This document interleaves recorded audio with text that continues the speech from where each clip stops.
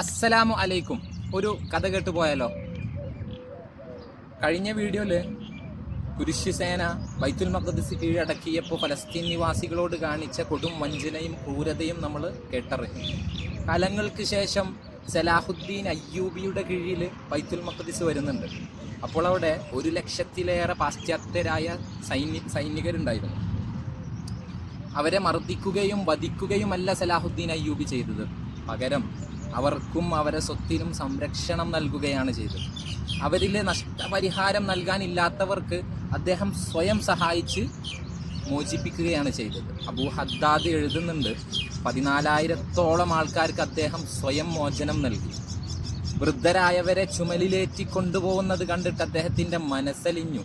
അങ്ങനെ അദ്ദേഹം അവർക്ക് വാഹന സൗകര്യങ്ങൾ ഒരുക്കി കൊടുക്കുന്നുണ്ട്. സ്ത്രീകളോടും കുട്ടികളോടും മതിയായ അനുകമ്പ കാണിച്ചു.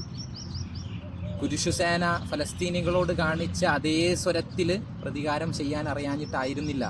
പകരം അദ്ദേഹം വിട്ടുവീഴ്ചയുടെയും സമാധാനത്തിൻ്റെയും കവാടമാണ് തുറന്നത്.